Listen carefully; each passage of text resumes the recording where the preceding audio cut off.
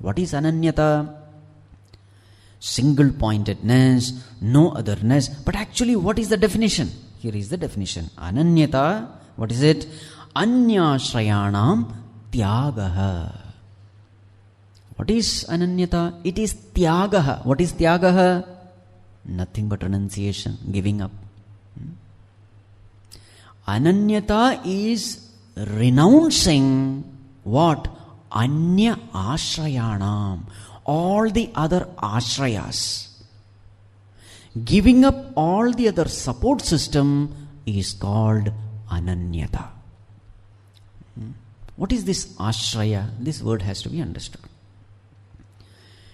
Ashraya means whenever we are in trouble, whenever some calamity strikes us, whenever some tragedies strike us, whenever we are in trouble, whenever we are in problem, where do we rely on? What is it that which we hold on? What is our support system? What is it that we turn to for peace, for guidance, for solace, for strength? What is it that we turn to? That which we turn to get peace and strength is called ashraya. We will use the term support system. In this world, whenever we are in trouble, where do we turn to? This is called as support system. So what are the normal support system? We turn to our friends, our relatives. We turn to our bank balance, the wealth. They are all strength, isn't it? Whenever we are in trouble, they help us.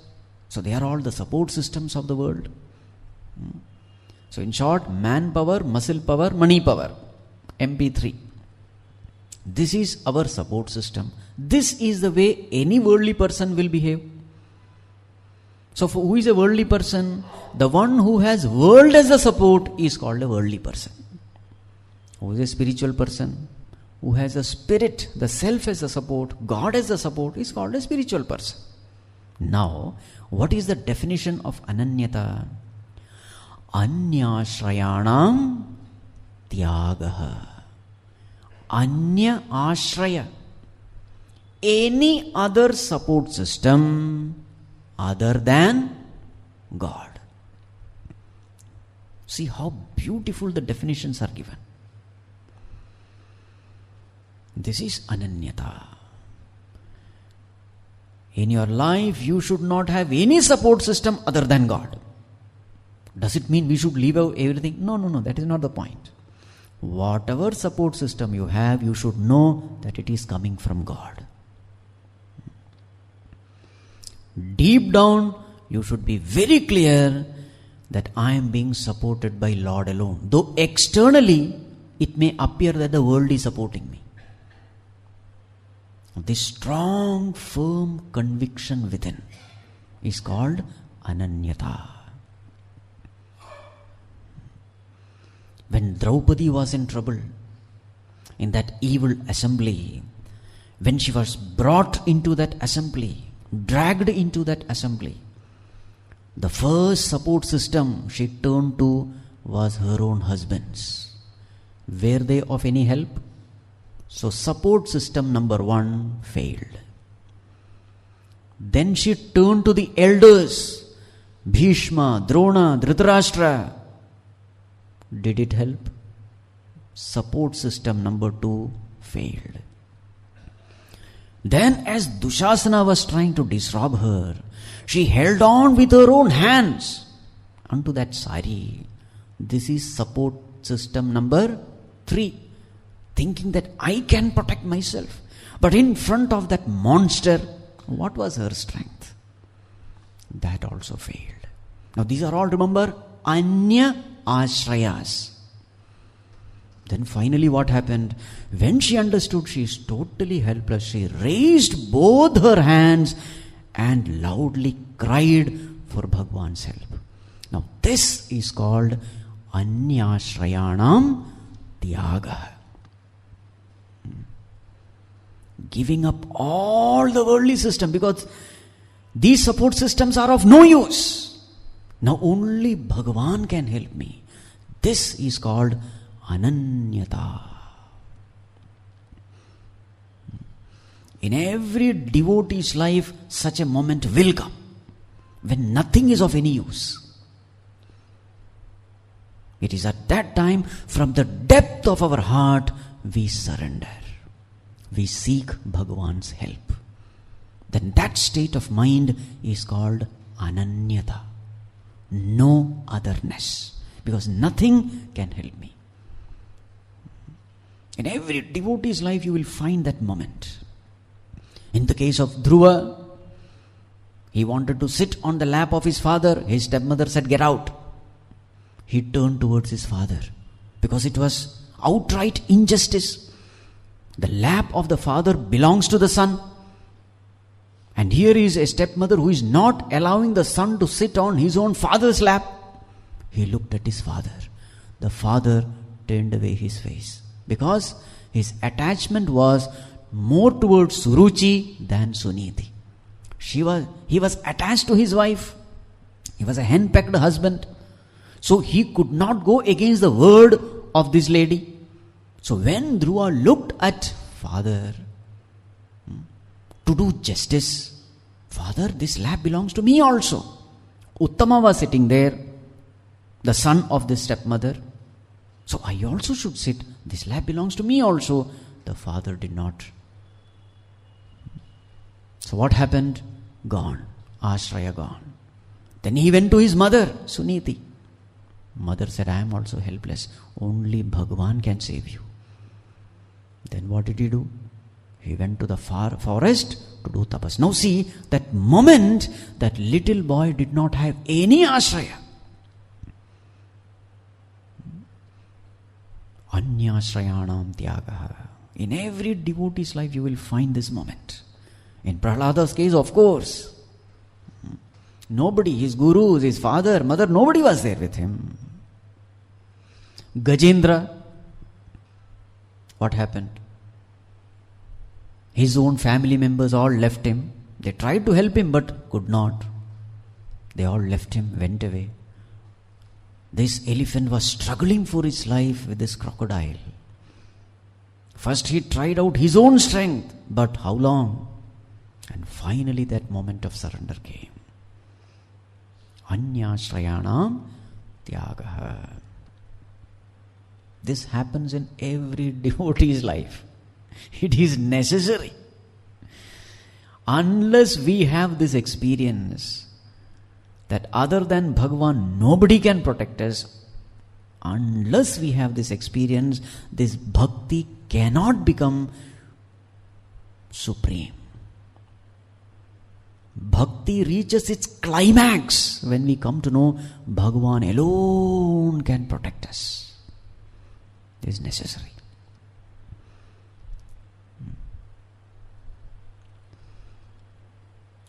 There's a very nice incident mentioned in this book, Living with Himalayan Masters, written by Swami Rama. So here is a mention of a Swamiji who became Swami to prove that there is no God. He is called as atheistic Swamiji. He became very famous. He was a highly intellectual person. He was called to give speeches in China, in Tibet, etc. People used to listen. And what is his job? To prove that there is no God.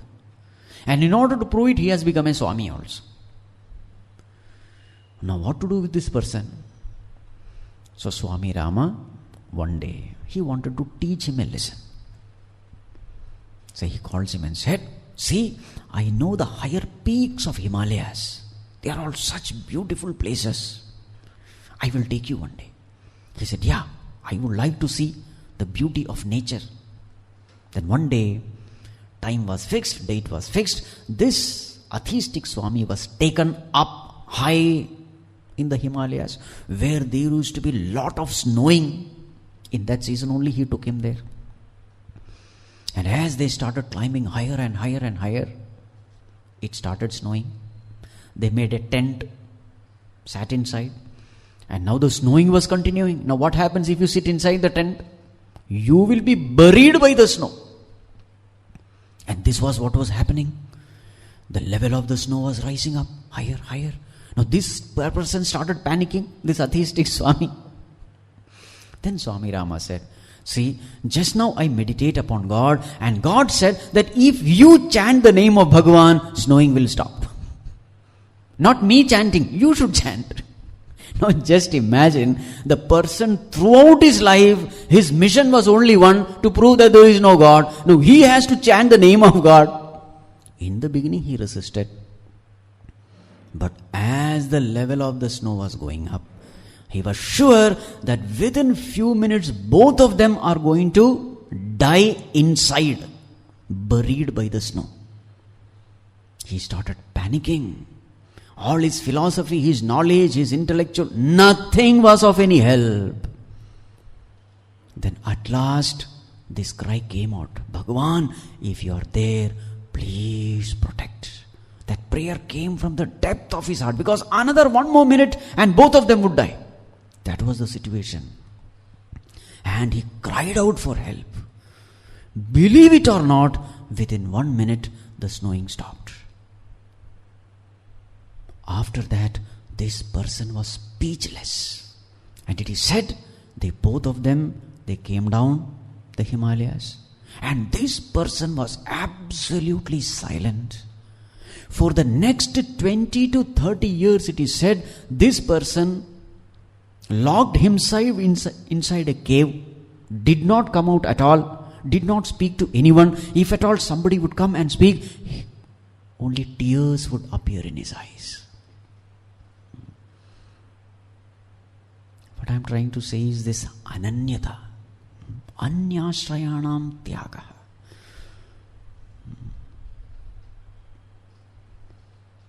When Arjuna and Duryodhana went to Bhagavan to seek help for the war, what did Arjuna ask?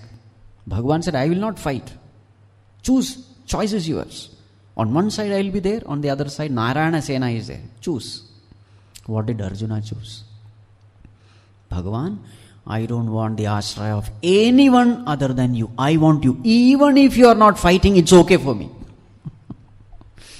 That other fool, Duryodhana, he was so happy. In the war, what is the most important thing? Sena is the most important thing. See the difference. One chooses God, the other chooses the world.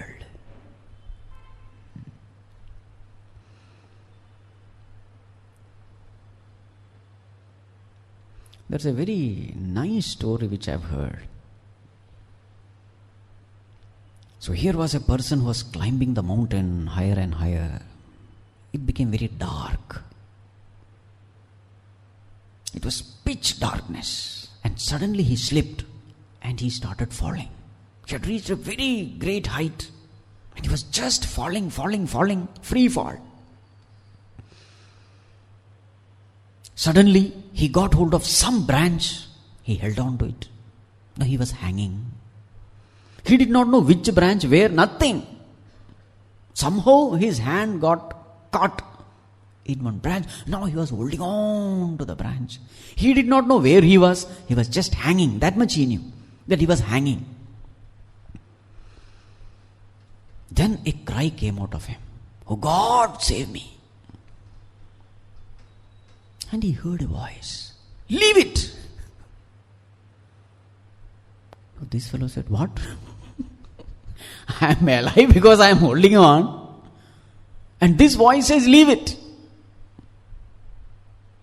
He did not trust his ears.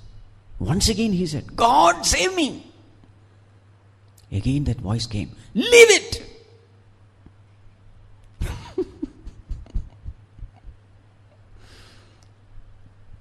He did not leave.